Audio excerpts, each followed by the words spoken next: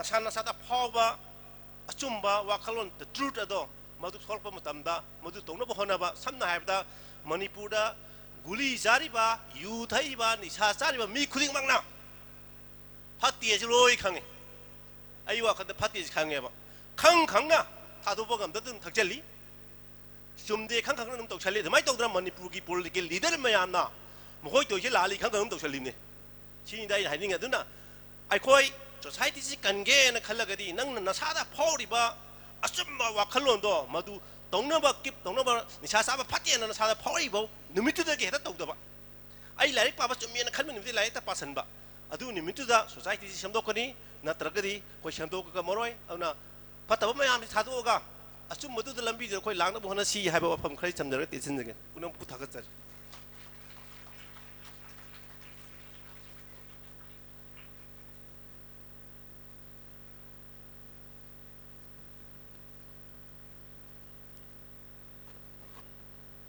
Tagatchari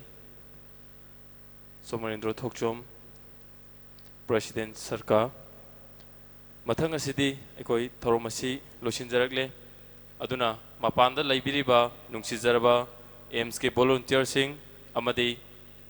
nungsijaraba mahiro sing loinana ekoi na chepau pijaruba matamda hara hara lingbirakliba nungsijaraba marup sing iyamba sing oja sing khwai khudingmak hol manung asida warap suwana ngahaktang lingsin birakuna ekhoina ngasi pangthok jariba tarelak suba apunba iraipa ki mahiroshin panglup samna hairaga AIMS hairaga khangnariba lup asigi tarelak suba mapok kumon tharongga mari leinana haukhiba tang 19 numit asida AIMS na sinjaduna pari purigi liklam kannanaba kathok laba iseng I haidana mingthol amaga loinana aikhoigi wakhalon ga loinana miyam gidamakta tungda horukliba amadi tungda lakadaba kanglei khunai asigi awana tarakpa awat apalekpa matamda mateng pangnanaba haiduna AIMS na sinjaduna blood donation camp amakhak Jenims ka kusan naraga pangthok chakhi hariba blood donation camp asigi donor oina saruk yabikhiba nungsijarba iyamba sing oja sing marup sing khwai khudimak hol manung sida lengsin bektuna adongi certificate amadi adongi donor card sing aikhoina khudol tamjanabagi tanja adu logjarge aikhoigi hariba certificate amadi donor card sing asi lawinanaba adom namapanda phamduna leragasu ngahangak oina manungda lengsin birakuna ngasigi tharomasi mapung phabada amadi mapung phana pangthokpada adomsu saruk yabiu haina sinja langjariba AIMS ki maikaidagi nolukjari loinana hariba donor card sing asi yanthoknanabagi damakta aikhoina hanana former member oina labirambi mingoina hangatjarabada iche Sonia dagi koi matang iche Sonia na hariba volunteer sing adu mathang sina kauthokpiduna amadi ekogi kudol tambigadaba president member amadi AIMS ki volunteer sing chu iche Sonia na kauthokpiduna kudol tambinanabagidama iche Sonia gi mafamda sinajari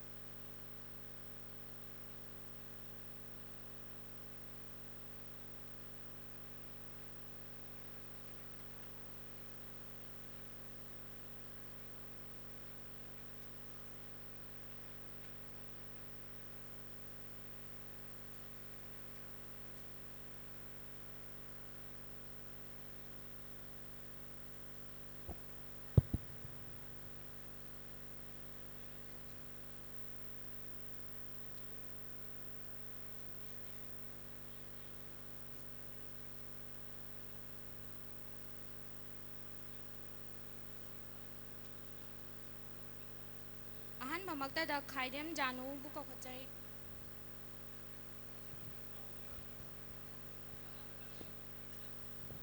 ꯑꯍꯥꯟꯕꯃꯛꯇꯗ ꯈꯥꯏꯗꯦꯝ ꯖꯥꯅꯨꯕꯨ ꯀꯧꯈꯠꯆꯔꯤ ꯑꯗꯨꯒ ꯃꯅꯥ ꯑꯁꯤ ꯄꯤꯕꯤꯅꯕꯒꯤꯗꯃꯛꯇ L Mahendra chairman ꯆꯣꯁꯦꯝꯒꯤ ꯑꯣꯖꯥꯕꯨ ꯀꯧꯈꯠꯆꯔꯤ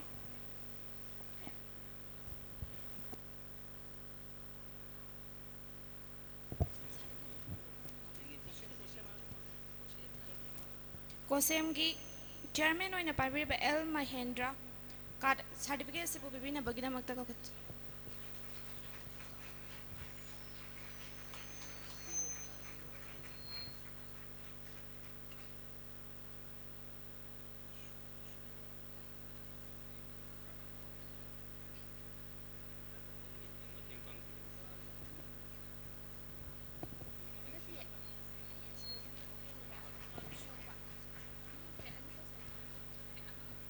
ꯃꯊꯪꯗ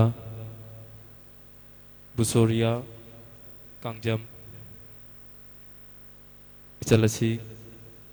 stage ꯊꯛꯇ ꯂꯦꯡꯊꯠꯄꯤꯔꯛꯅꯕ ꯅꯣꯜꯂꯨꯛꯆꯔꯤ ꯍꯥꯏꯔꯤꯕ card ꯑꯃꯗꯤ certificate ꯑꯁꯤ ꯄꯤꯕꯤꯅꯅꯕꯒꯤꯗꯃꯛ ꯃꯤꯡ ꯑꯣꯏꯅ ꯍꯪꯒꯠꯆꯕꯗ ꯕꯔꯥꯏꯌꯣ ꯆꯠꯆꯪ president ꯑꯆꯨꯝꯕꯨ ꯈꯨꯗꯣꯜ ꯑꯁꯤ ꯄꯤꯕꯤꯅꯕ ꯀꯧꯁꯤꯟꯖꯔꯤ ꯂꯣꯏꯅꯅ ꯃꯊꯪꯒꯤ ꯁꯦꯝ ꯁꯥꯕꯤꯅꯅꯕꯒꯤꯗꯃꯛꯇ ꯀꯣꯟꯁꯝ ꯌꯥꯏꯐꯕ ꯃꯩꯇꯩ ꯀꯣꯟꯁꯝ ꯌꯥꯏꯐꯕ ꯃꯩꯇꯩ ꯃꯊꯪꯒꯤ ꯁꯦꯝ ꯁꯥꯗꯨꯅ ꯂꯩꯕꯤꯌꯨ ꯂꯣꯏꯅꯅ ꯃꯊꯪꯒꯤ ꯍꯥꯏꯔꯤꯕ ꯁꯥꯔꯇꯤꯐꯤꯀꯦꯠ ꯂꯦꯡꯌꯥꯟ ꯐꯤ ꯑꯃꯗꯤ ꯗꯣꯅꯔ ꯀꯥꯔꯗ ꯑꯁꯤ ꯄꯤꯕꯤꯅꯅꯕꯒꯤꯗꯃꯛ ꯃꯤꯡ ꯑꯣꯏꯅ ꯍꯪꯒꯠꯆꯔꯕꯗ ꯏꯀꯥꯏ ꯈꯨꯝꯅꯖꯔꯤꯕ ꯁꯣꯃꯦꯟꯗ꯭ꯔꯣ ꯊꯣꯛꯆꯣꯝ ꯄ꯭ꯔꯁꯤꯗꯦꯟ ꯁꯔꯀꯥꯔ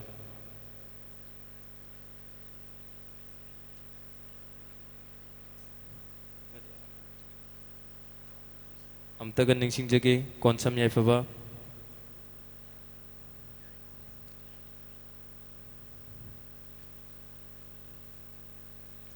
ꯑꯗꯨꯒ ꯃꯊꯪꯗ ꯁꯦꯝ ꯁꯥꯗꯨꯅ ꯂꯩꯕꯤꯌꯨ ꯊꯣꯉꯥꯝ ꯅꯦꯜꯁꯟ ꯍꯥꯏꯔꯤꯕ ꯊꯣꯉꯥꯝ ꯅꯦꯜꯁꯟꯗ ꯁꯥꯔꯇꯤꯐꯤꯀꯦꯠ ꯗꯣꯅꯔ ꯀꯥꯔꯗ ꯑꯃꯗꯤ ꯂꯦꯡꯌꯥꯟ ꯐꯤ ꯈꯨꯗꯣꯜ ꯇꯝꯕꯤꯒꯗꯕ ꯍꯧꯖꯤꯛ ꯍꯧꯖꯤꯛ ꯄ꯭ꯔꯁꯤꯗꯦꯟꯒꯤ ꯊꯧ ꯄꯨꯕꯤꯔꯤꯕ ꯑꯄꯨꯟꯕ ꯏꯔꯩꯄꯥꯛꯀꯤ ꯃꯩꯔꯨ ꯁꯤꯟꯄꯥꯡꯂꯨꯞ ꯑꯦꯝꯁꯀꯤ ꯏꯀꯥꯏꯈꯨꯝꯅꯖꯔꯤꯕ ꯏꯌꯥꯝꯕ ꯔꯥꯖꯦꯁ ꯌꯨꯝꯅꯥꯝ ꯑꯝꯇꯒ ꯅꯤꯡꯁꯤꯡꯖꯒꯦ ꯊꯣꯉꯥꯝ ꯅꯦꯜꯁꯟ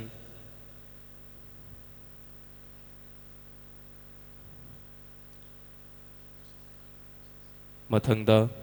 ꯁꯦꯝ ꯁꯥꯗꯨꯅ ꯂꯩꯕꯤꯌꯨ ꯖꯣꯅꯤ ꯄꯨꯔꯈꯝꯕꯝ ꯍꯥꯏꯔꯤꯕ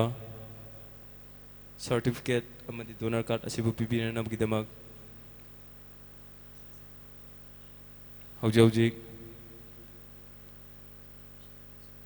ꯑꯆꯨꯝꯒꯤ ꯄ꯭ꯔꯁꯤꯗꯦꯟ ꯑꯣꯏꯕꯤꯔꯤꯕ ꯏꯀꯥꯏꯈꯨꯝꯅꯖꯔꯤꯕ ꯕꯔꯌꯣ ꯁꯠꯁꯥꯡꯕꯨ ꯁ꯭ꯇꯦꯖ ꯊꯛꯇ ꯀꯧꯁꯤꯟꯖꯔꯤ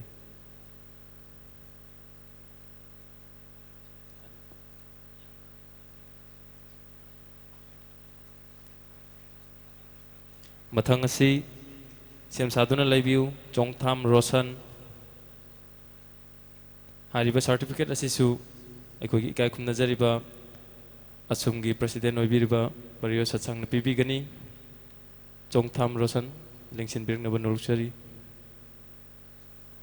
ꯑꯁꯤꯒꯤ ꯃꯊꯪꯗ ꯁꯦꯝ ꯁꯥꯗꯨꯅ ꯂꯩꯕꯤꯌꯨ ꯇꯣꯟ ꯊꯤꯡꯕꯥꯏꯖꯝ ꯍꯥꯏꯔꯤꯕ ꯁꯥꯔꯇꯤꯐꯤꯀꯦꯠ ꯑꯁꯤꯁꯨ ꯑꯣꯖꯥꯁꯤꯅ ꯄꯤꯕꯤꯒꯅꯤ ꯇꯣꯟ ꯊꯤꯡꯕꯥꯏꯖꯝ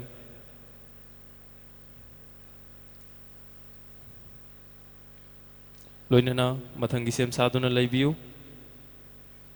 ꯃꯨꯇꯨꯝ ꯗꯨꯃꯟꯇ ꯍꯥꯏꯔꯤꯕ ꯁꯥꯔꯇꯤꯐꯤꯀꯦꯠ ꯑꯁꯤꯁꯨ ꯑꯁꯨꯝꯒꯤ ꯄ꯭ꯔꯁꯤꯗꯦꯟ ꯀꯩꯈꯨꯝꯅꯖꯔꯤꯕ ꯕꯔꯌꯣ ꯁꯠꯁꯪꯅ ꯄꯤꯕꯤꯒꯅꯤ ꯑꯝꯇꯒ ꯅꯤꯡꯁꯤꯡꯖꯒꯦ ꯃꯨꯇꯨꯝ ꯗꯨꯃꯟꯇ ꯁ꯭ꯇꯦꯖ ꯊꯛꯇ ꯂꯦꯡꯈꯠꯄꯤꯔꯛꯅꯕ ꯅꯣꯜꯂꯨꯛꯆꯔꯤ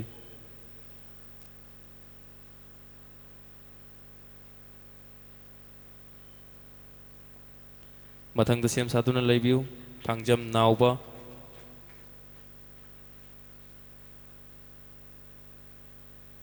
ꯍꯥꯏꯔꯤꯕ ꯁꯥꯔꯇꯤꯐꯤꯀꯦꯠ ꯑꯁꯤ ꯍꯧꯖꯤꯛ ꯍꯧꯖꯤꯛ ꯁꯤꯔꯀꯥꯒꯤ ꯄ꯭ꯔꯁꯤꯗꯦꯟ ꯑꯣꯏꯕꯤꯔꯤꯕ ꯏꯀꯥꯏꯈꯨꯝꯅꯖꯔꯤꯕ ꯁꯣꯃꯦꯟꯗ꯭ꯔꯣ ꯊꯣꯛꯆꯣꯝꯅ ꯄꯤꯕꯤꯔꯅꯕ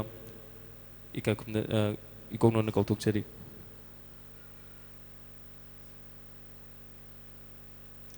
ꯃꯊꯪꯗ ꯑꯃꯨꯛ ꯁꯦꯝ ꯁꯥꯗꯨꯅ ꯂꯩꯕꯤꯌꯨ ꯌꯨꯝꯂꯦꯝꯕꯝ ꯂꯣꯌꯥ ꯍꯥꯏꯔꯤꯕ ꯁꯥꯔꯇꯤꯐꯤꯀꯦꯠ ꯑꯁꯤꯁꯨ ꯏꯀꯥꯏ ꯈꯨꯝꯅꯖꯔꯤꯕ ꯑꯣꯖꯥ ꯁꯣꯃꯦꯟꯗ꯭ꯔꯣꯅ ꯄꯤꯕꯤꯅꯕ ꯅꯣꯡꯂꯨꯛꯆꯔꯤ ꯑꯃꯨꯛꯇꯪꯒ ꯅꯤꯡꯁꯤꯡꯖꯒꯦ ꯌꯨꯝꯂꯦꯝꯕꯝ ꯂꯣꯌꯥ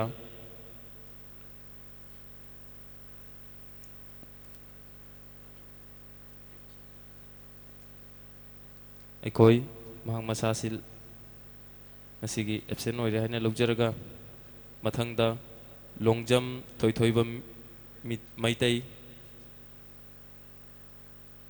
ꯍꯥꯏꯔꯤꯕ ꯁꯥꯔꯇꯤꯐꯤꯀꯦꯠ ꯑꯁꯤ ꯑꯣꯖꯥ ꯁꯣꯃꯦꯟꯗ꯭ꯔꯣꯅ ꯄꯤꯕꯤꯒꯅꯤ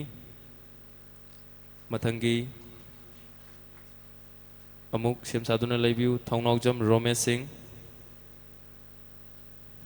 ꯑꯝꯇꯒ ꯅꯤꯡꯁꯤꯡꯖꯒꯦ ꯊꯧꯅꯥꯎꯖꯝ ꯔꯣꯃꯦꯁ ꯁꯤꯡ ꯍꯥꯏꯔꯤꯕ ꯁꯥꯔꯇꯤꯐꯤꯀꯦꯠ ꯑꯁꯤꯁꯨ ꯑꯣꯖꯥ ꯁꯣꯃꯦꯟꯗ꯭ꯔꯣꯅ ꯈꯨꯠꯁꯤꯟꯅꯕꯤꯒꯅꯤ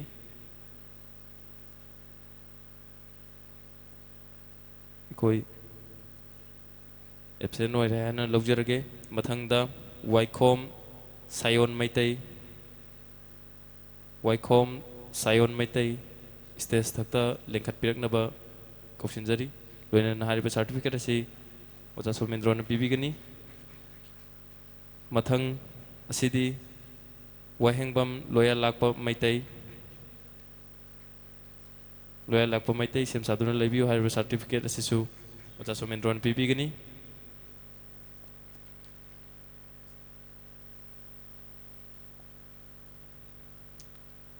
ꯑꯩꯈꯣꯏ ꯂꯣꯌꯥ ꯂꯥꯛꯄꯁꯤ ꯑꯦꯕꯁꯦꯟ ꯑꯣꯏꯔꯦ ꯍꯥꯏꯅ ꯂꯧꯖꯔꯒꯦ ꯃꯊꯪꯗ ꯁꯥꯏꯈꯣꯝ ꯄ꯭ꯔꯦꯝꯆꯟ ꯁꯤꯡ ꯍꯥꯏꯔꯤꯕ ꯁꯥꯔꯇꯤꯐꯤꯀꯦꯠ ꯑꯁꯤ ꯑꯣꯖꯥ ꯁꯣꯃꯦꯟꯗ꯭ꯔꯣꯅ ꯄꯤꯕꯤꯒꯅꯤ ꯁꯥꯏꯈꯣꯝ ꯄ꯭ꯔꯦꯝꯆꯟ ꯁꯤꯡ ꯃꯊꯪꯗ ꯁꯦꯝ ꯁꯥꯗꯨꯅ ꯂꯩꯕꯤꯌꯨ ꯅ꯭ꯌꯨꯇꯟ ꯂꯥꯏꯁ꯭ꯔꯝ ꯍꯥꯏꯔꯤꯕ ꯁꯥꯔꯇꯤꯐꯤꯀꯦꯠ ꯑꯁꯤ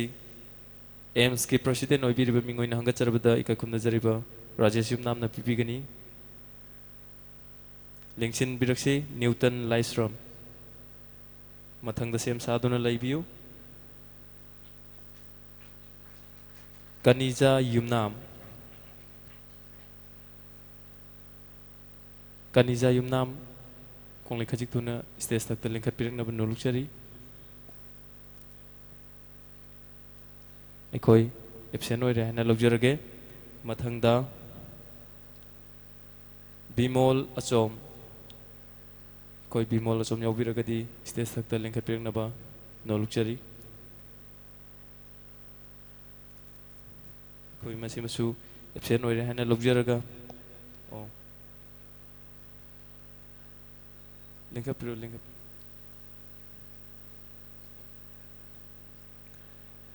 ꯑꯩꯈꯣꯏ ꯉꯁꯥꯏꯗꯒꯤ ꯑꯩꯈꯣꯏꯅ ꯄꯤꯖꯔꯤꯕ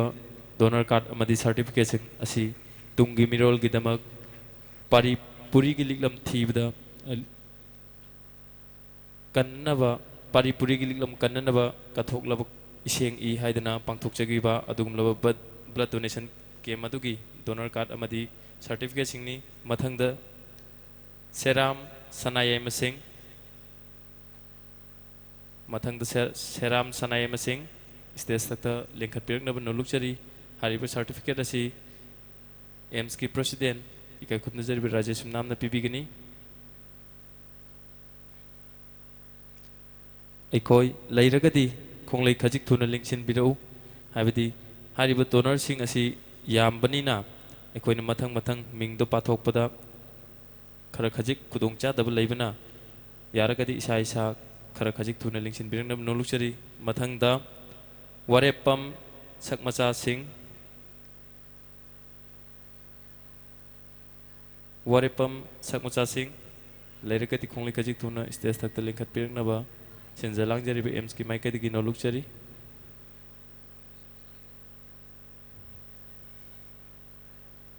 ꯑꯩꯈꯣꯏ ꯃꯁꯤꯃꯁꯨ ꯑꯦꯕꯁꯦꯟ ꯑꯣꯏꯔꯦ ꯍꯥꯏꯅ ꯂꯧꯖꯔꯒ ꯃꯊꯪꯗ ꯂꯥꯏꯁ꯭ꯔꯝ ꯃꯣꯃꯣꯆꯥ ꯃꯩꯇꯩ ꯁ꯭ꯇꯦꯖ ꯊꯛꯇ ꯂꯤꯡꯈꯠꯄꯤꯔꯛꯇꯨꯅ ꯑꯗꯣꯝꯒꯤ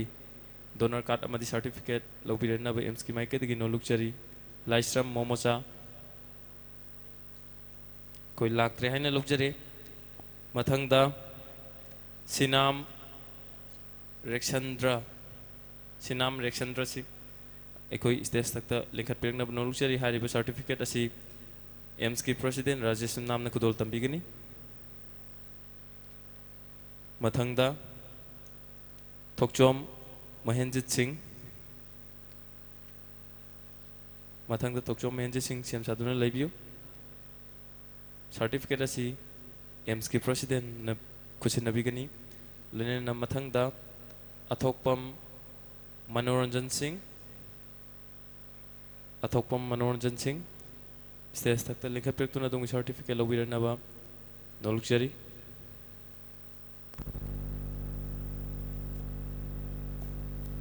Elangbam mathang asidi Elangbam Prashanta Singh Elangbam Prashanta stage takta lengkhat pirtuna dung certificate amati donor card lobiranaba AIMS ki maika digi nolukjari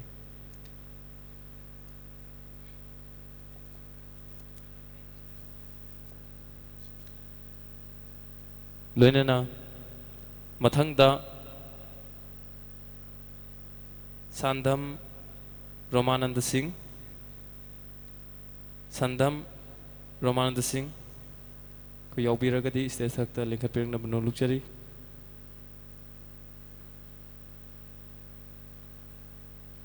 mathangda Ahong Sangbam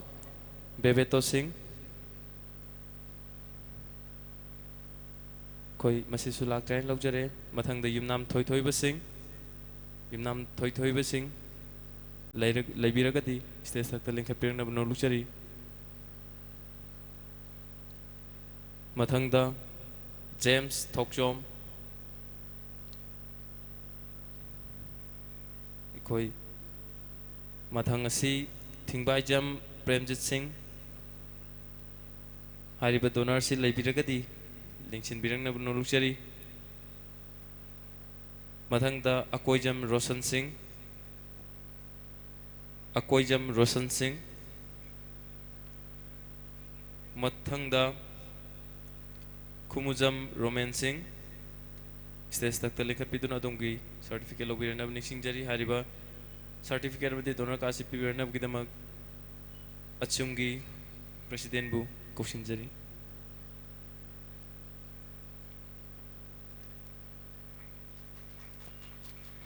mathangda siam saduna laibiu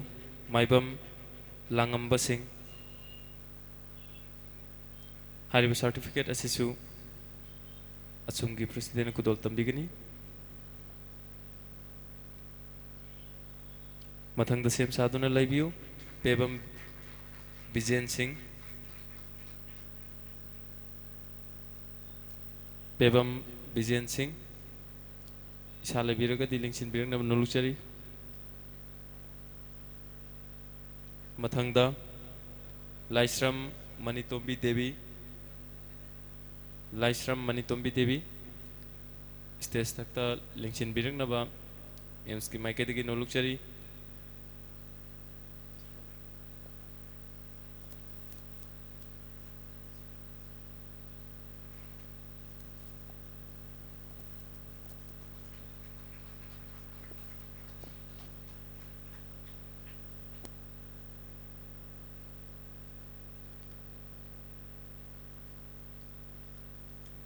Thagachari ngasigi pangthokchariba apunba iripaki mairusin panglup AIMS ki saphong lakhibagi tare laksuba mapokumon thorom asibu saruk yaba lengbirakliba amadi aikoina hariba foundation day asigi mangoina na sinjakhiba hokiba tang 19 da sinjakhiba mega blood donation camp aikoina pari puri gi liklam kannanaba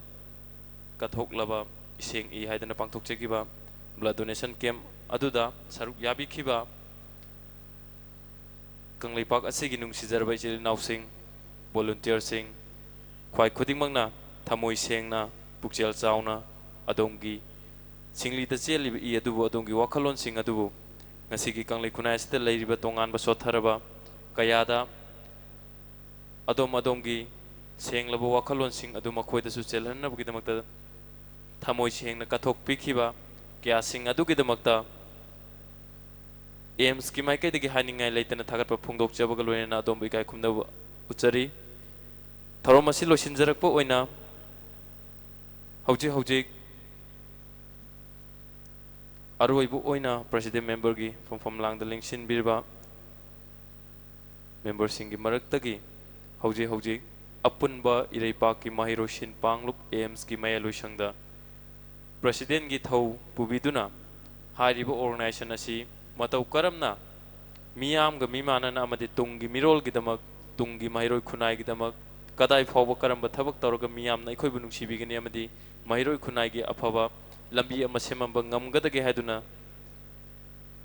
tumba machet chaba machet thaurum masibusu mapung phana nabgidamta aikoibu senbiduna aikoibu luchingbiduna ngasi fawda aikoigadum lengdana tona tinaduna leminajariba ikai khumnajariba mingoina hanga charabada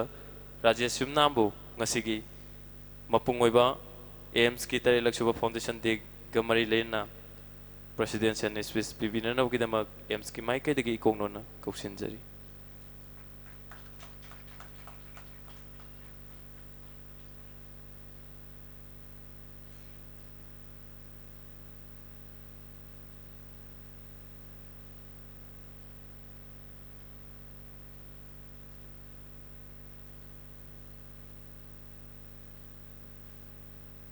अहनबमक्तदा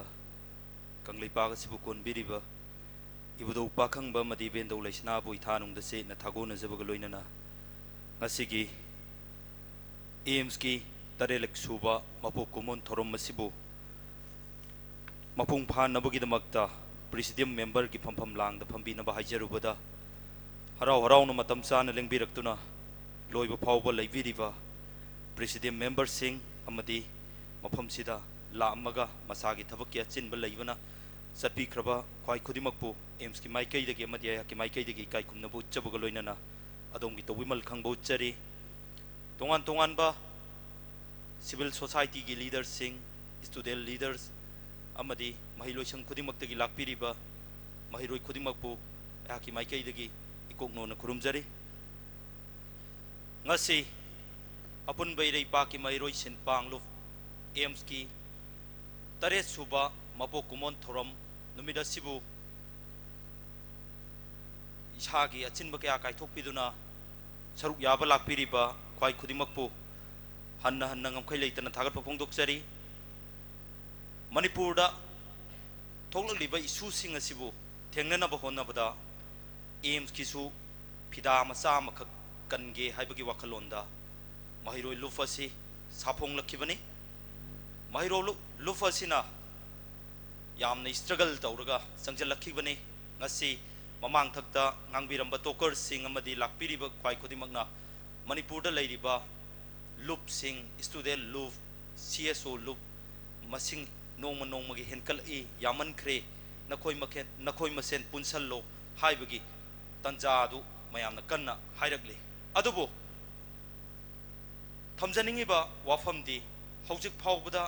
थोरकलिबा लुक मयाम असिना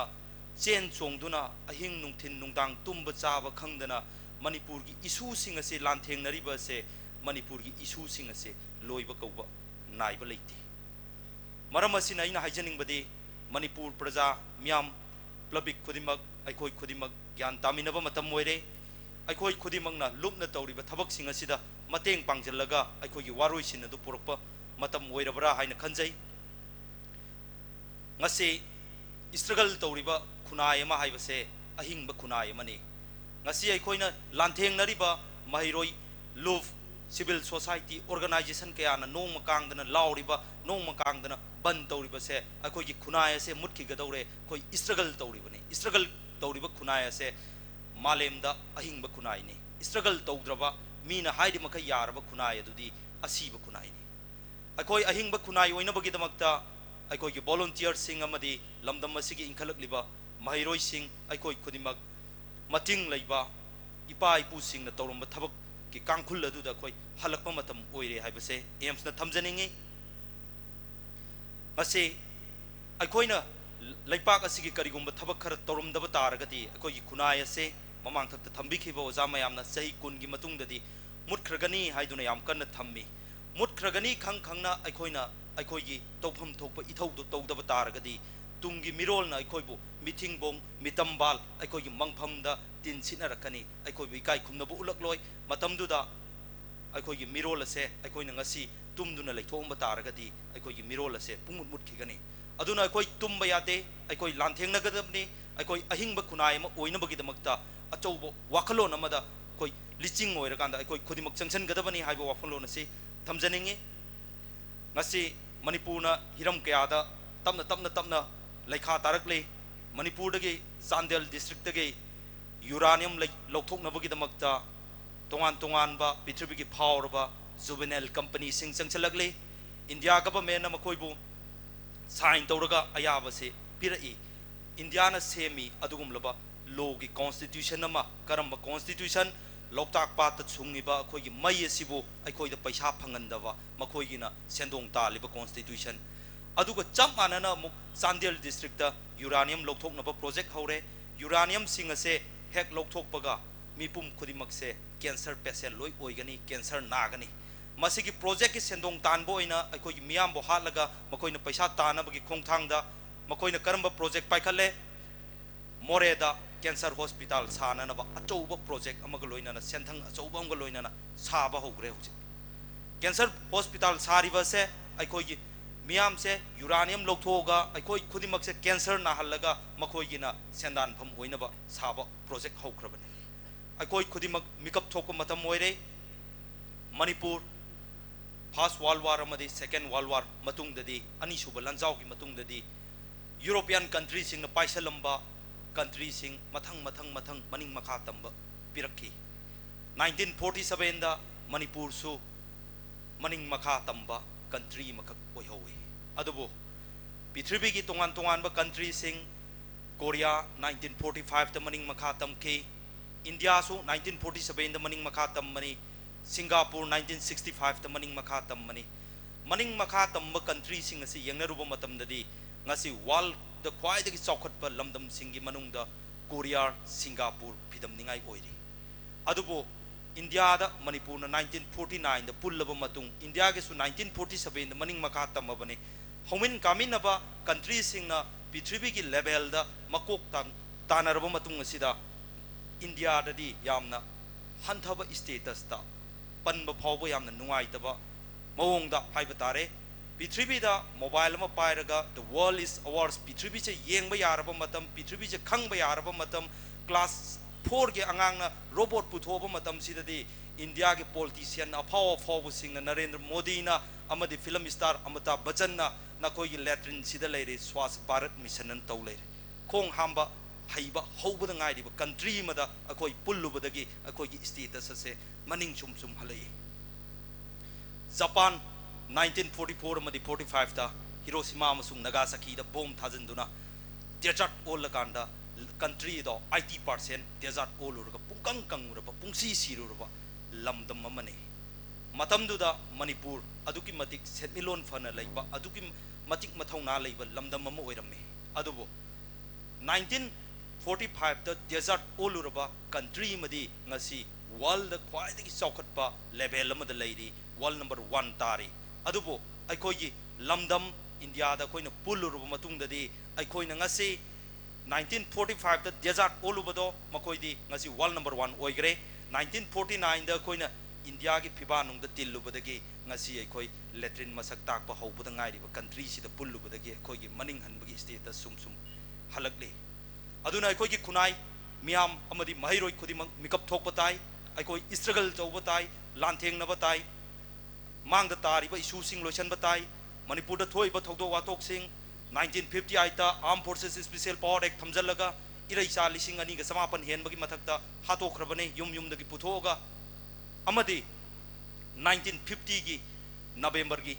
तारीख 19 दा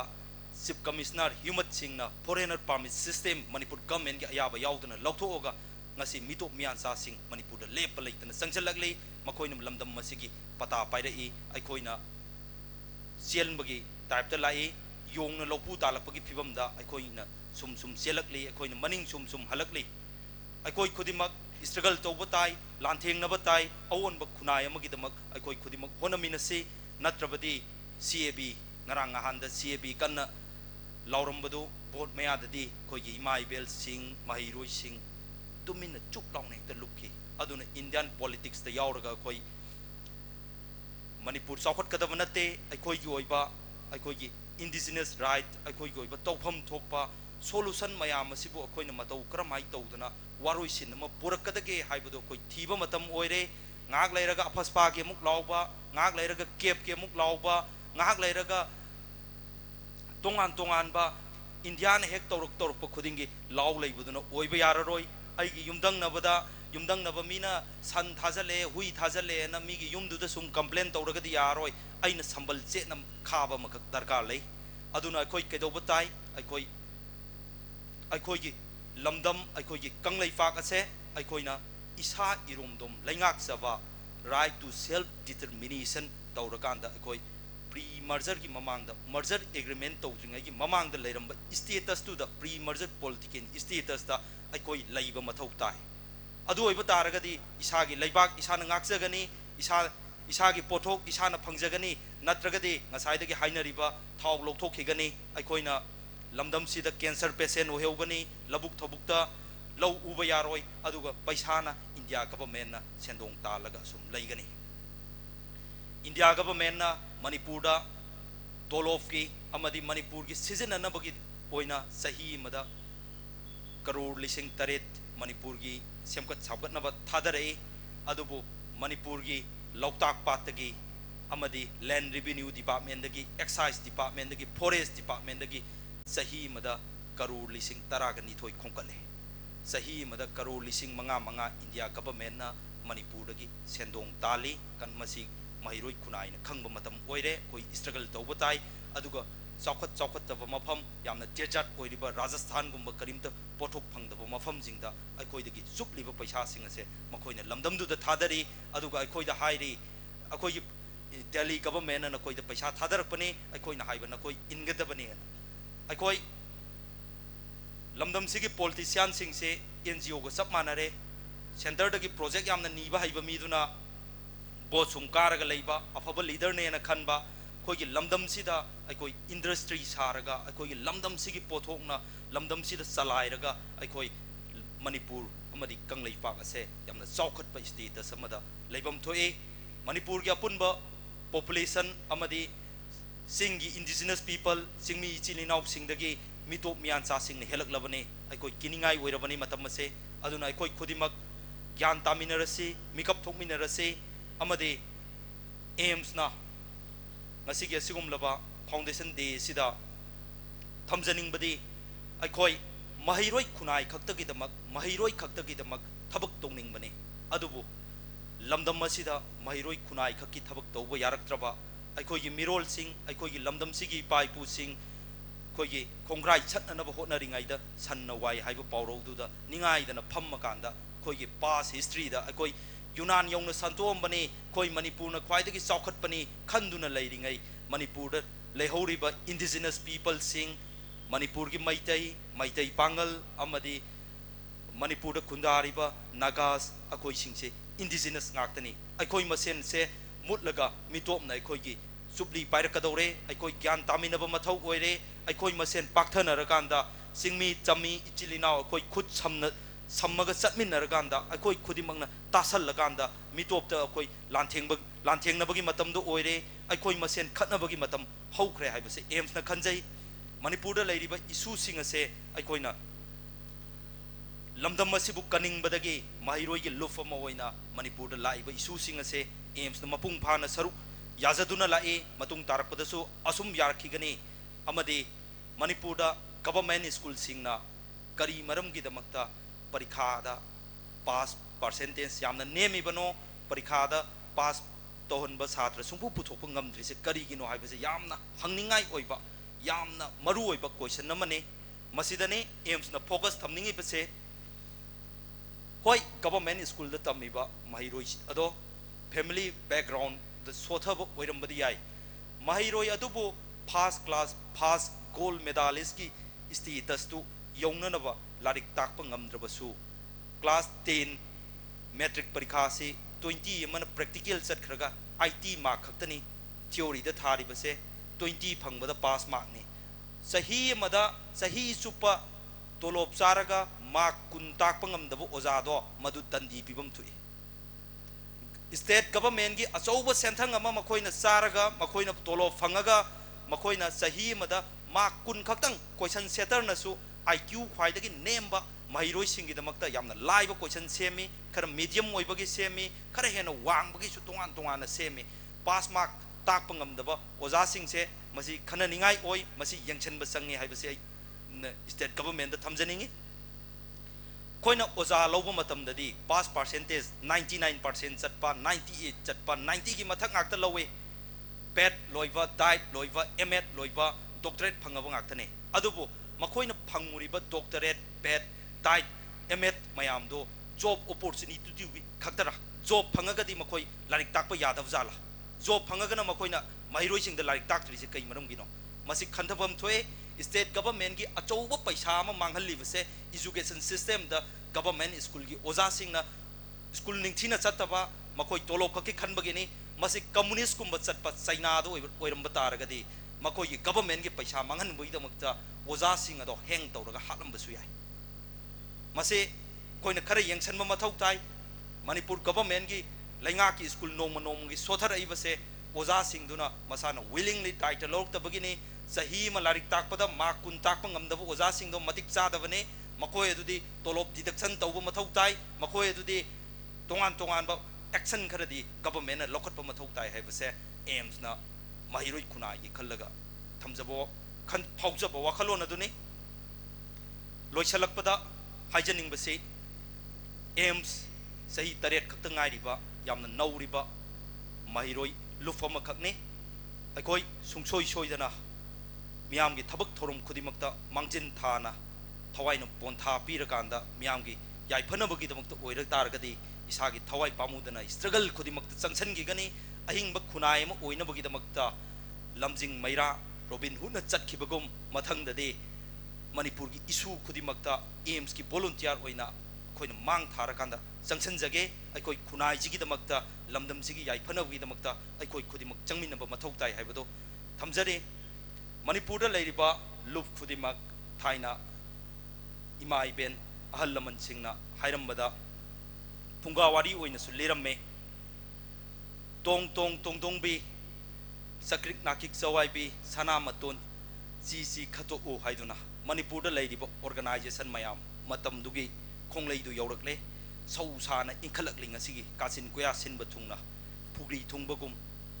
kaino akhoyi pamsong da songkhalakpagum adubu ahal laman singduna hairamme karambana aphabano karambana phattabano sana maton singdo khatlaga makhoina tawba thabak singduda matung inau haiduna labik nasu khangbiyo organization yamme haiduna gasu mahiroi khunai gi thodang tawriba leiba ki tawriba se karamba organization no karam da moral koi support to batai karam bana haibada koi satmin naba yai haibase public na khan bagi matam mado oire haibaduni puyana pirammiba koi gi wari sing adu da aina na hona na ningsing ise lamdam ase koina phunga wari da sandrembi saisa gi wari da ibema imadi khujeng yore do khu yore do na haiba matam duni india government gi sai kiraga aikoina manipur gi politician singna lamdam masibu mai kanna yangjalli lamdam masi kanna koi khang mathakta ngauri aikoi ngasi ima leibangna koi di khujeng yore khu yore na hanjan na haibase koi gi politician singna khangna mamana kapna mai injalli kari maram gi damakta saisra mama gi michai ki bagi damakta adugum laba saisra gi role lauriba india government gi mong matau asida aikoina makoi kiraga lamdam masibu mai hena thajalaga hato agadra haibasini aims na thamjaning base aikoi hojik kari toba mathau tai sing satpa mathau tai saisra mamaga koi muknaba mathau tai aikoi lamdam mase amuk hanna political right maning makha tamna koina paiba mathau tai khunai asida aikoi khudimak manipur da leminiriba indigenous people naga kuki amadi maitai fangal maitai indigenous group akoi kharakak tasan narakanda aikoi khaki oiba yamna aron ba conclave mifam kaya phamaga aikoi lantheng nabagi matamdo oire haibase aims na lawjai aduna khuding makna एम्स तौरप थबक थौरम खुदिमक support तौबियो मदी लेबाक मयामगी थबक थौरम सिंगदा मांजिन थाना सरुक याब ngamjage haiba wafum khara se thamjaraga khudimakpu khurumjari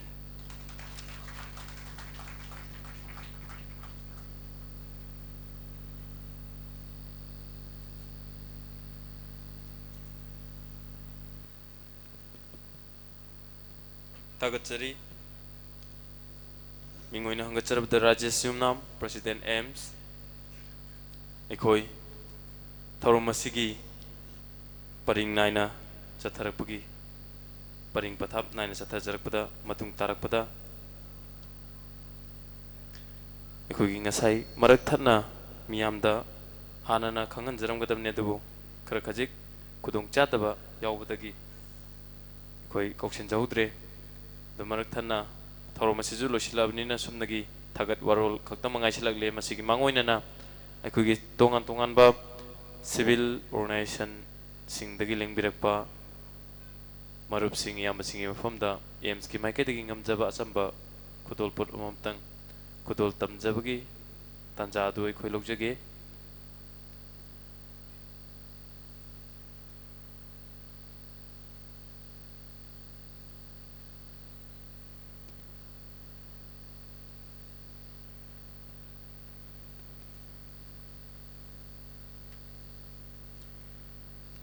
Ahanba Maktada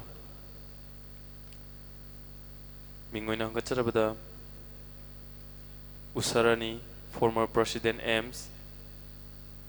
Koi Hariba CSC Labiragadi Linksin Biranaba Noluchari Mathangda Mona Lisa Founder President Ahum Subda L Avothe Founder General Secretary Marisubda L. Sanjoy, former President, Manga Subda, T.H. Robin Mala, former General Secretary, Taruk Subda, N.G. Padmani, former Finance, Taret Subda, Priya, former Organization Secretary, Nipan Subda Sumati, Guardian Association, Mapan Subda M. Angamba General Secretary Sarka Tara Subda Ojatomba Private School Welfare Association Busu Ngasigi AIMS na tamjagadoriba asam bukutol potsing asi lobirna bugidama AIMS ki maikategi noluk na kauksinjari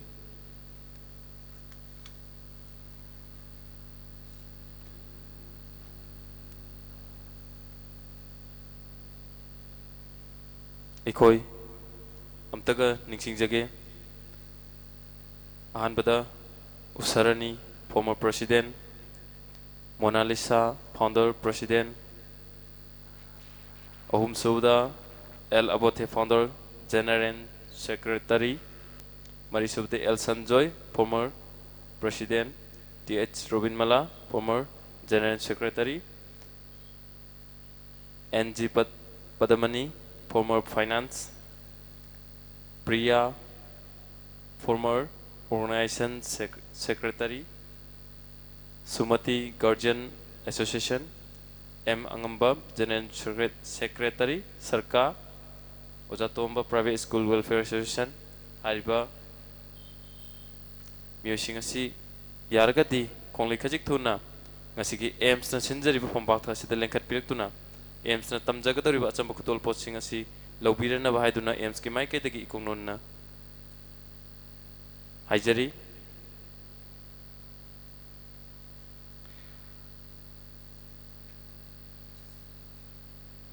amtaga ningsingjage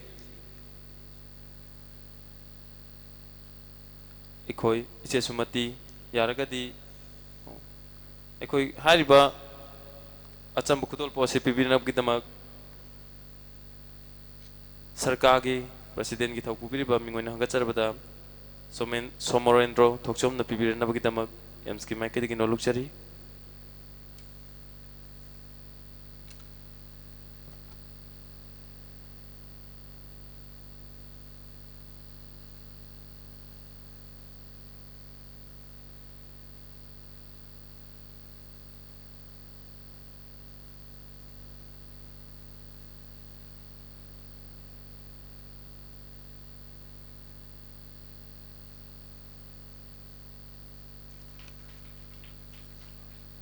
loinana mathangda aikogi loina tina duna khusamna duna chapminariba student organization sing amadi tongan tongan ba civil society organization sing gi maraktagi aikoi hariba lup sing asigi mihut amomtang lengkhat piraknaba ems ki maikadagi no luxury ahanba maktada all manipur student union gi emsugi member sing amadi thaupuba yani mahut senbe aba lakpiragadi phambakha sida lengkhat piraknaba no luxury ani subada democratic students alliance of manipur desamgi mahut senbiduna koi hariba ems na pijaga tor kutol pose lobirana no luxury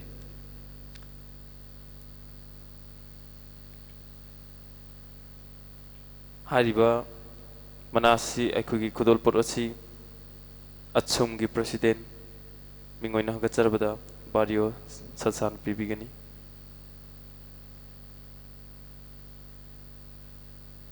mathangda manipur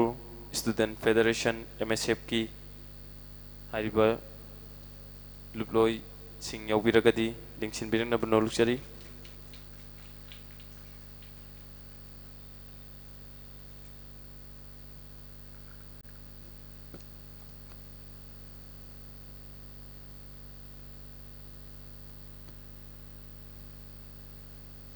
MSF ki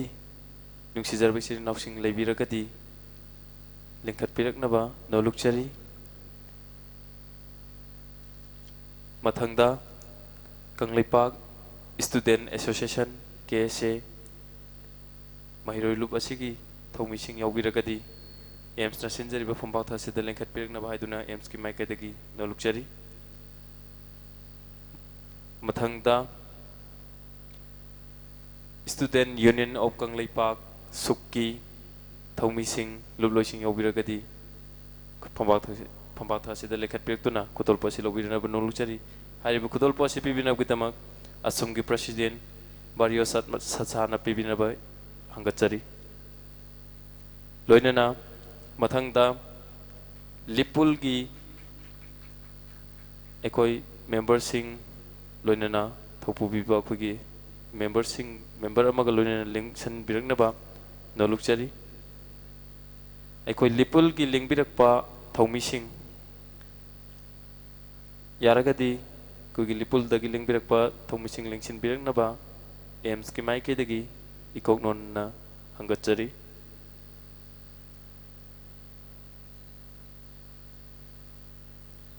मथंगदा हेरिकोन की थोंमिसिंग लाकपिरगदी Mosin बिदुना AIIMS न कुतोल तमजरिबा अचंब कुतोल पोसी लोबिरनब no लुक्चरी मथंगदा इरमदम कनबा अपुनब लोप equal की थोंमिसिंग नसिगी फंबाथा सिदा लेंसिन बिरकनबा सिंजा लांगजरिबा AIIMS की माइकेदगी इकोक नोनजरी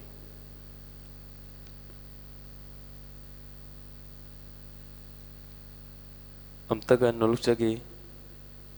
equal की इमा सिंह अमतंग लिंखत पिरकलो नचा सिंह न तमजरिब कुतोल पोसेन सिंह हराव हराव न याम बय याम दब थीदना तमजरिब कुतोल पोसेन सि लोबिरनबा एम्स की माइके दगी नोलुचरी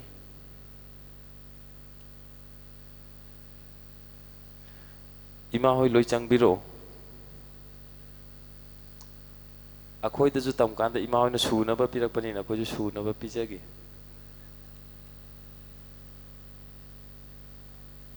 लोइनना मथंग द सेम सादुना लेबियो हारिबा खुदोल पोसी सरकार की प्रेसिडेंट सोमरेंद्र थोकचोमना पिपिगनी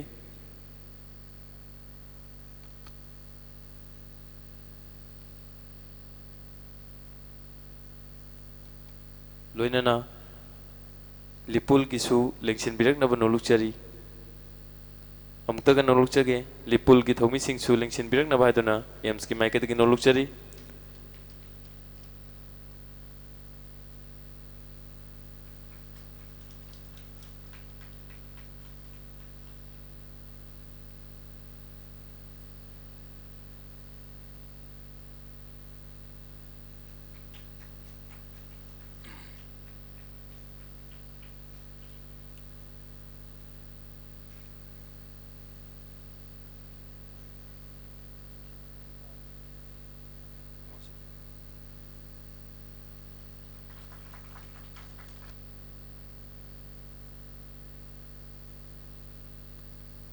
loinana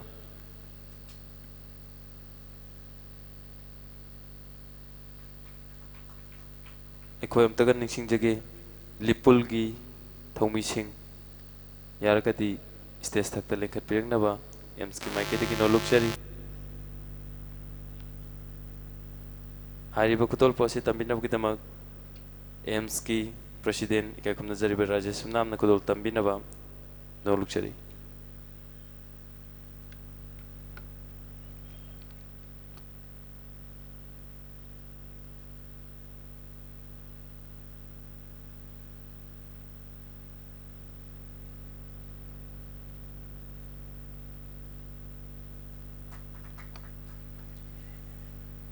ꯃꯊꯪꯗ ꯋꯥꯁꯤꯗꯦꯕꯀꯤ ꯊꯧꯃꯤꯁꯤꯡ ꯁꯦꯝ ꯁꯥꯗꯨꯅ ꯂꯩꯕꯤꯌꯨ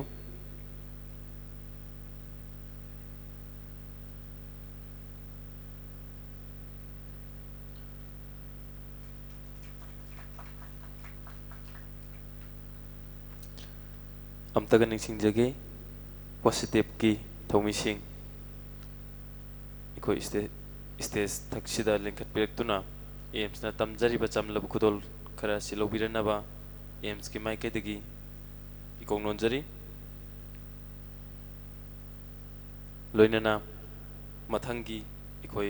ꯑꯃꯨꯛ ꯀꯧꯁꯤꯟꯖꯒꯦ ꯄꯨꯌꯥꯒꯤ ꯊꯧꯃꯤꯁꯤꯡ ꯑꯩꯈꯣꯏ ꯑꯦꯝꯁꯅ ꯁꯤꯟꯖꯔꯤꯕ ꯐꯝꯄꯥꯛ ꯑꯁꯤꯗ ꯂꯤꯡꯈꯠꯄꯤꯔꯛꯅꯕꯒꯤꯗꯃꯛ ꯁꯤꯟꯖ ꯂꯥꯡꯖꯔꯤꯕ ꯑꯦꯝꯁꯀꯤ ꯃꯥꯏꯀꯩꯗꯒꯤ ꯅꯣꯜꯂꯨꯛꯆꯔꯤ ꯑꯝꯇꯪꯒ ꯅꯤꯡꯁꯤꯡꯖꯒꯦ ꯄꯨꯌꯥꯒꯤ ꯊꯧꯃꯤꯁꯤꯡ ꯁ꯭ꯇꯦꯖ ꯊꯛꯇ ꯂꯤꯡꯈꯠꯄꯤꯔꯛꯇꯨꯅ ꯆꯝꯂꯕ ꯈꯨꯗꯣꯜ ꯄꯣꯠꯁꯤꯡ ꯑꯁꯤ ꯂꯧꯕꯤꯔꯅꯕ ꯅꯣꯜꯂꯨꯛꯆꯔꯤ ꯍꯥꯏꯔꯤꯕ ꯈꯨꯗꯣꯜ ꯄꯣꯠ ꯑꯁꯤ ꯑꯦꯝꯁꯀꯤ ꯄ꯭ꯔꯦꯁꯤꯗꯦꯟ ꯃꯤꯡ ꯑꯣꯏꯅ ꯍꯪꯒꯠꯆꯔꯕꯗ ꯔꯥꯖꯦꯁ ꯁꯨꯝꯅꯥꯝꯅ ꯈꯨꯗꯣꯜ ꯇꯝꯕꯤꯒꯅꯤ ꯃꯊꯪꯗ ꯁꯦꯝ ꯁꯥꯗꯨꯅ ꯂꯩꯕꯤꯌꯨ ꯀꯤꯃꯥꯛꯁꯀꯤ ꯊꯧꯃꯤꯁꯤꯡ ꯁꯦꯝ ꯁꯥꯗꯨꯅ ꯂꯩꯕꯤꯌꯨ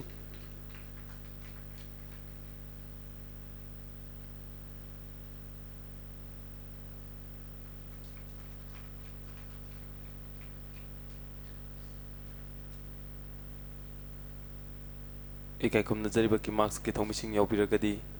ꯅꯤꯡꯁꯤꯡꯕꯤꯔꯛꯅꯕ ꯅꯣꯜꯂꯨꯛꯆꯔꯤ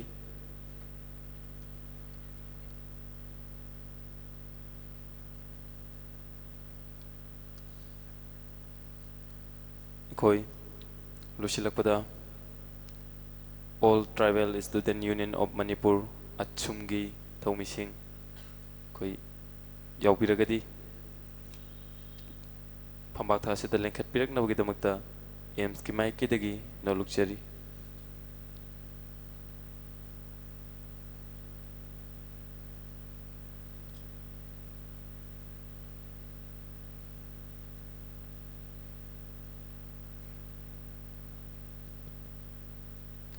ꯍꯥꯏꯔꯤꯕ ꯈꯨꯗꯣꯜꯄꯣꯠ ꯑꯁꯤ ꯁꯔꯀꯥꯔꯒꯤ ꯄ꯭ꯔꯦꯁꯤꯗꯦꯟ ꯃꯤꯡ ꯑꯣꯏꯅ ꯍꯪꯒꯠꯆꯔꯕꯗ ꯁꯣꯃꯦꯟꯗ꯭ꯔꯣ ꯊꯣꯛꯆꯣꯝꯅ ꯄꯤꯕꯤꯒꯅꯤ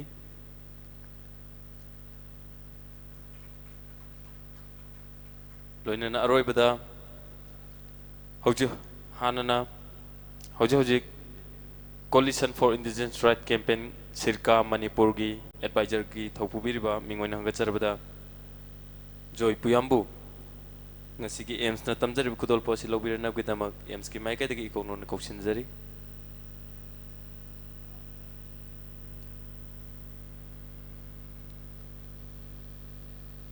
ꯑꯃꯨꯛꯇꯪꯒ ꯅꯤꯡꯁꯤꯡꯖꯒꯦ ꯃꯤꯡ ꯑꯣꯏꯅ ꯍꯪꯒꯠꯆꯔꯕꯗ ꯑꯣꯖꯥ ꯖꯣꯏ ꯄꯨꯌꯥꯝ ꯌꯥꯔꯒꯗꯤ ꯈꯣꯡꯂꯩ ꯈꯖꯤꯛ ꯊꯨꯅ ꯂꯦꯡꯁꯤꯟꯕꯤꯔꯛꯅꯕ ꯑꯦꯝꯁꯀꯤ ꯃꯥꯏꯀꯩꯗꯒꯤ ꯅꯣꯜꯂꯨꯛꯆꯔꯤ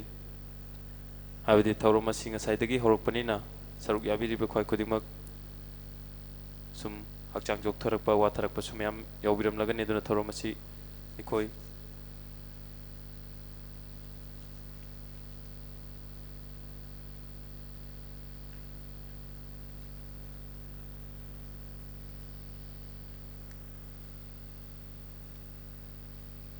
ꯂꯣꯏꯅꯅ ꯑꯩꯈꯣꯏꯒꯤ ꯑꯦꯝꯁꯀꯤ ꯅꯧꯅ ꯍꯧꯖꯤꯛ ꯂꯩꯖꯔꯤꯕ ꯑꯩꯈꯣꯏꯅ ꯑꯩꯈꯣꯏꯒꯤ ꯂꯨꯆꯤꯡꯕꯤꯔꯤꯕ ꯍꯥꯏꯕ ꯇꯥꯔꯦ ꯔꯦꯜ ꯒꯥꯔꯤꯁꯤ ꯃꯀꯣꯛꯅ ꯆꯤꯡꯉꯒ ꯆꯠꯄꯅꯤꯅ ꯃꯃꯩ ꯑꯣꯏꯖꯔꯤꯕ ꯑꯩꯈꯣꯏꯅ ꯃꯀꯣꯛ ꯑꯣꯏꯕꯤꯔꯤꯕ ꯏꯌꯥꯝꯕꯁꯤꯡꯗ ꯏꯀꯥꯏ ꯈꯨꯝꯅꯕ ꯎꯠꯆꯕꯒ ꯂꯣꯏꯅꯅ ꯆꯝꯂꯕ ꯈꯨꯗꯣꯜ ꯄꯣꯠ ꯑꯃꯃꯝꯇꯪ ꯇꯥꯟꯖꯥꯁꯤ ꯂꯧꯖꯔ ꯄꯤꯖꯍꯧꯒꯦ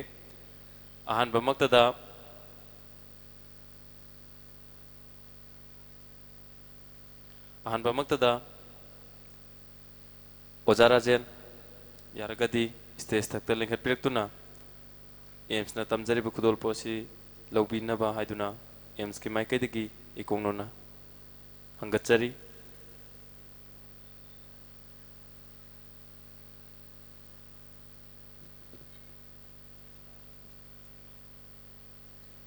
ꯃꯊꯪꯗ ꯃꯤꯡꯑꯣꯏꯅ ꯍꯪꯒꯠꯆꯔꯕꯗ W ꯁꯨꯅꯤꯜ ꯌꯥꯝꯕ ꯁꯤꯁꯨ ꯂꯦꯡꯁꯤꯟꯕꯤꯔꯛꯅꯕ ꯑꯦꯝꯁꯀꯤ ꯃꯥꯏꯀꯩꯗꯒꯤ ꯅꯣꯜꯂꯨꯛꯆꯔꯤ ꯌꯥꯝꯕ ꯁꯨꯅꯤꯜ ꯌꯥꯔꯒꯗꯤ ꯈꯣꯡꯂꯩ ꯈꯖꯤꯛ ꯊꯨꯅ ꯐꯝꯄꯥꯛ ꯊꯥꯁꯤꯗ ꯂꯦꯡꯈꯠꯄꯤꯔꯛꯅꯕ ꯍꯥꯏꯗꯨꯅ ꯁꯤꯟꯖ ꯂꯥꯡꯖꯔꯤꯕ ꯑꯦꯝꯁꯀꯤ ꯃꯥꯏꯀꯩꯗꯒꯤ ꯅꯣꯜꯂꯨꯛꯆꯔꯤ ꯃꯊꯪꯗ ꯄꯤ ꯙꯅꯆꯟꯗ꯭ꯔ ꯄꯤ ꯙꯅꯆꯟꯗ꯭ꯔ ꯌꯥꯝꯕ ꯁꯤꯁꯨ ꯂꯦꯡꯈꯠꯄꯤꯔꯛꯅꯕ ꯑꯦꯝꯁꯀꯤ ꯃꯥꯏꯀꯩꯗꯒꯤ ꯅꯣꯜꯂꯨꯛꯆꯔꯤ ꯂꯣꯏꯅꯅ S ꯁꯣꯅꯤꯌꯥ ꯑꯦꯝꯁꯀꯤ ꯁꯤꯅꯤꯌꯔ ꯑꯣꯏꯅ ꯂꯩꯕꯤꯔꯤꯕ S ꯁꯣꯅꯤꯌꯥꯁꯨ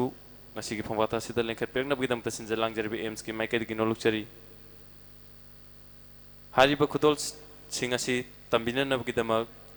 All Tribal Student Union of Manipur ꯑꯆꯨꯝꯒꯤ ꯄ꯭ꯔꯁꯤꯗꯦꯟꯒꯤ ꯊꯧ ꯄꯨꯕꯤꯔꯤꯕ ꯃꯤꯡ ꯑꯣꯏꯅ ꯍꯪꯒꯠꯆꯕꯗ ꯕꯥꯔꯤꯌꯣ ꯁꯠꯁꯪꯅ ꯄꯤꯕꯤꯒꯅꯤ ꯂꯦꯡꯈꯠꯄꯤꯔꯛꯁꯤ ꯄꯤ ꯙꯅꯆꯟꯗ꯭ꯔ S Sonia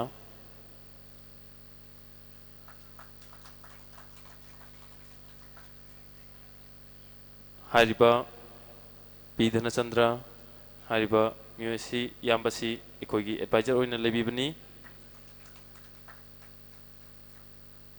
S Sonia ꯂꯦꯡꯈꯠꯄꯤꯔꯛꯅꯕ ꯅꯣꯜꯂꯨꯛꯆꯔꯤ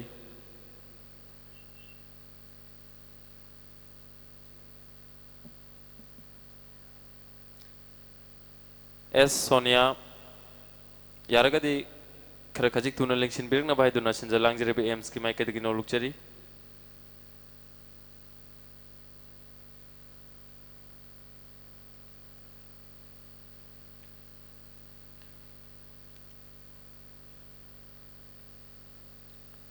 S Sonia फंबाक थकता लेंखत बिरना बा नोलुकचरी हारिबा कुदोल पोसी सुंगी पसिरते ना प्रिपिना बा नोलुकचरी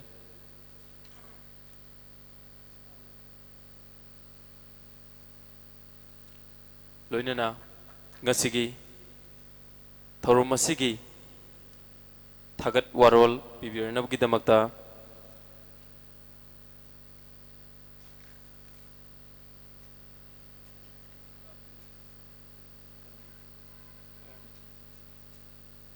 marthana ikhoina khwaidagi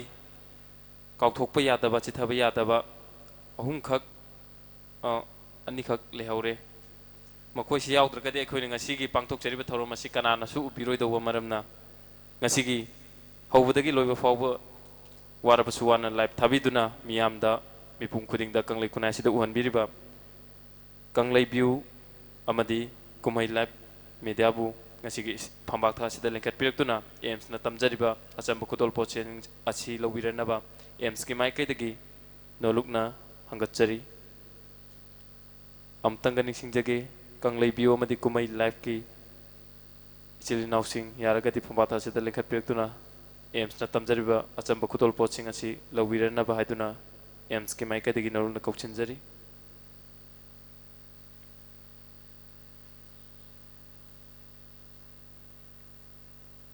हारिबा खुदोल पोट असि सिरकागी president मिंगोन हंगजरबदा सोमरेंद्र थोकचोमना पिबिगनी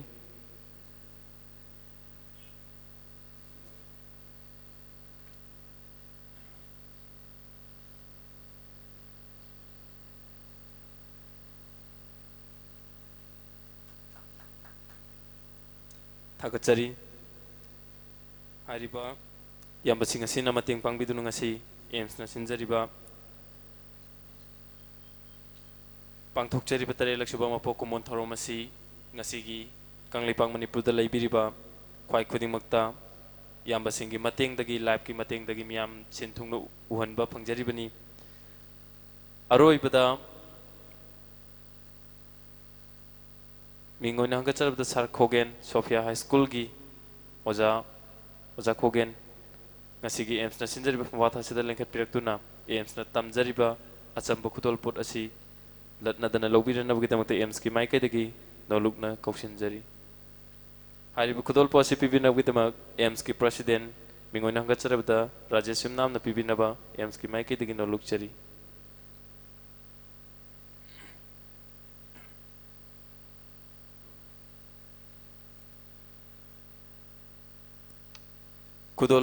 Kudol pot asig loinana thorom asig loisin jarakpada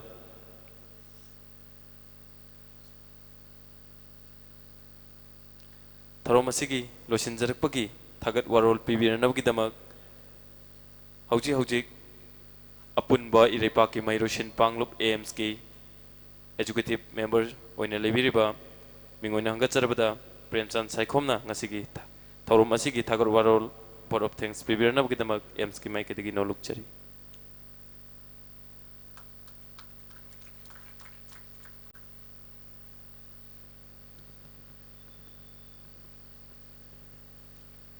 ꯑꯍꯥꯟꯕꯃꯛꯇꯗ ꯃꯌꯥꯝꯕꯨ ꯇꯔꯥꯝꯅ ꯑꯣꯛꯆꯔꯤ ꯑꯃꯗꯤ ꯊꯥꯒꯠꯄ ꯏꯀꯣꯛꯅꯣꯟꯅ ꯊꯥꯒꯠꯄ ꯐꯣꯡꯗꯣꯛꯆꯔꯤ ꯑꯗꯨꯒ ꯉꯁꯤꯒꯤ ꯑꯩꯈꯣꯏꯒꯤ 8ꯂꯛ ꯁꯨꯕ ꯐꯥꯎꯟꯗꯦꯁꯟ ꯗꯦ ꯑꯄꯨꯟꯕ ꯏꯔꯩꯄꯥꯛꯀꯤ ꯃꯍꯩꯔꯣꯏ ꯁꯤꯟꯄꯥꯡꯂꯨꯞ AIMSꯀꯤ 8ꯂꯛ ꯁꯨꯕ ꯃꯄꯣꯛ ꯀꯨꯝꯑꯣꯟ ꯅꯨꯃꯤꯠ ꯑꯁꯤꯗ ꯄ꯭ꯔꯁꯤꯗꯤꯌꯝ ꯃꯦꯝꯕꯔ ꯐꯝꯕꯝ ꯂꯥꯡꯗ ꯂꯦꯡꯁꯤꯟꯕꯤꯔꯤꯕ ꯗꯤꯒꯅꯤꯇꯤꯁꯤꯡ ꯃꯤꯡ ꯑꯣꯏꯅ ꯍꯪꯒꯠꯆꯔꯕꯗ L. Mohendra, Chairman COSEM, Dr. Dhanabir Laisam, Social Scientist, N. Sanatomba, Assistant Professor MU, Somerendo Thoksom, President Sikra, Baidio Satsang, President Achum, Amadi, Rajesh Yumnam, President AIMS, Bu Thagatpa Phongdok Jari, Amadi, Marik Chumlaba, Gyan Lausing, Oiraba Wahi Singh, Phongdok Pirang Bagidamak, Ikai Kumnaba Masik Charaba, Dignity Singbu, Ikai Kumnaba Uchari, Amadi, Akoigi AIMS ki volunteer sing, blood donors, Amadi, Foundation Asibu, Lebak ki Kachin Koya Sinba Thungna, Uhanbiriba, Electronics and the Prince Mediagi, Mioi Singsu Koina. Hana taramna thagatpa phongdoksari. Thank you. Thagatchari Premchand Saikhom ngasigi thorom asi losilakpaga loinana AIMS ki maikaidagi konjel houna apunbagi saktamda kholao amakak puna laumin nasi haina AIMS ki maikaidagi nolukchari kholao si apunba ireipa ki mairoshin panglup AIMS Ekoina samne AIMS Kangleipak AIMS na haiba matamda miyamni yai phare haina kumbiro Kangleipak Manipur na haiba matamda yai phare haina kumbiyo aina Kangleipak AIMS na haiba matamda miyamna yai phare haina kumbirau aduga loinana Kangleipak Manipur na haiba matamda su yai phare haina kumbiyo loinana aroibada long live Kangleipak haibama long live AIMS haibama hariba slogan mari sing asi ekhoi amatoina apunbai khonjenda lauminarga ngasi gi thorom asi loisin minasi ai slogan asi laujirak lage Kangleipak te AIMS na Kangleipak Manipur na long live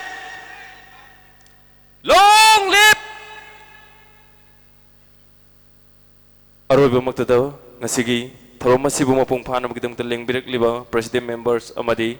ngasigi thorom asibu mapung phana bagidam saru yab lengbirikliba khwai tarabu AIMS ki maikadagi ikai khumnabu chabaga loina thagatpa phongdukchari loina ngasigi numidangi session dai khoi stadium ground da isai nomai gi thorom amakhak sinjari hariba isai nomai gi thorom asida viewers sing amadi ngasigi aikoina Kanglei Bio Madi Kumai Live ta Thazariba Live Asibu Meeting Tabiriba Ichilinaw Sing Nung Sizaraba Kwai Tarana Ngasigi AIMS na Sinjariba mega concert ꯑꯁꯤꯕꯨ ꯃꯤꯠꯌꯦꯡ ꯇꯥꯕꯤꯗꯨꯅ ꯉꯁꯤꯒꯤ ꯑꯦꯝꯁꯅ ꯁꯤꯟꯖꯔꯤꯕ ꯏꯁꯩ ꯅꯣꯡꯃꯥꯏꯒꯤ ꯊꯧꯔꯝ ꯑꯁꯤ ꯃꯄꯨꯡ ꯐꯥꯍꯟꯕꯤꯌꯨ ꯍꯥꯏꯅ ꯁꯤꯟꯖ ꯂꯥꯡꯖꯔꯤꯕ ꯑꯄꯨꯟꯕ ꯏꯔꯩꯄꯥꯛꯀꯤ ꯃꯩꯔꯣꯏꯁꯤꯟ ꯄꯥꯡꯂꯨꯞ ꯑꯦꯝꯁꯀꯤ ꯃꯥꯏꯀꯩꯗꯒꯤ ꯍꯥꯏꯖꯔꯤ